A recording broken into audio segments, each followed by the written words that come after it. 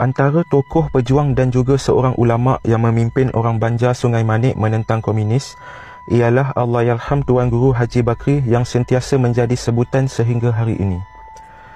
Kerana ketinggian ilmu agamanya, tokoh itu sentiasa menjadi rujukan penduduk kampung yang memerlukan bantuan semasa kampung itu ditakluk pengganas komunis. Terdapat satu kisah bagaimana sekumpulan penduduk kampung berketurunan Banjar berjaya membunuh beberapa pemimpin komunis yang bermarkas di Sungai Manik masih lagi diceritakan kepada generasi muda di situ sehingga hari ini.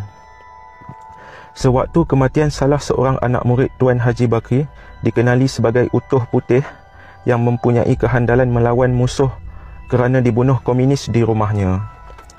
Penduduk kampung telah berkumpul dan berpakat untuk membalas dendam serta menghapuskan kekejaman pengganas komunis.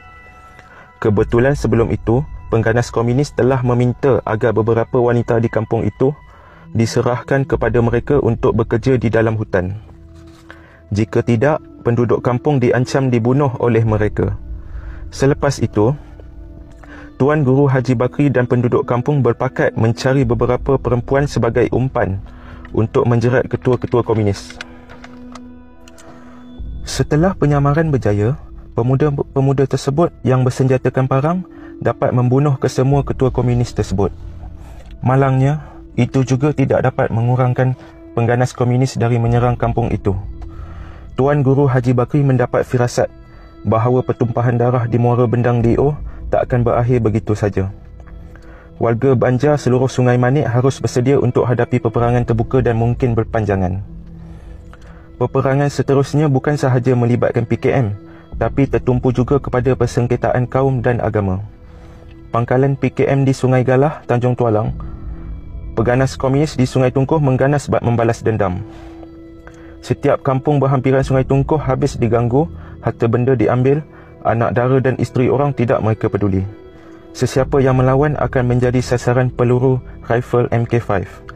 Anak kecil dalam buayan pun turut jadi korban, tanpa rasa belas kasihan. Tak cukup dengan perlakuan begitu, surau pula hangus dibakar. Setelah mendengar berita tentang tertewasnya gerombolan PKM di Muara Bendang DO, puluhan warga Melayu datang menemui Tuan Guru Haji Bakri meminta ilmu peperangan. Walaupun hanya diberi minum air jampi, itu pun sudah cukup untuk meyakinkan orang Melayu yang berjanji sama-sama menyerang PKM di Sungai Tungkuh. Siapa tahu, yang rupanya segerombolan PKM sedia menanti ketibaan warga Banjar seperti sudah dijanjikan. Laras rifle MK5 sedia tertatang. Jari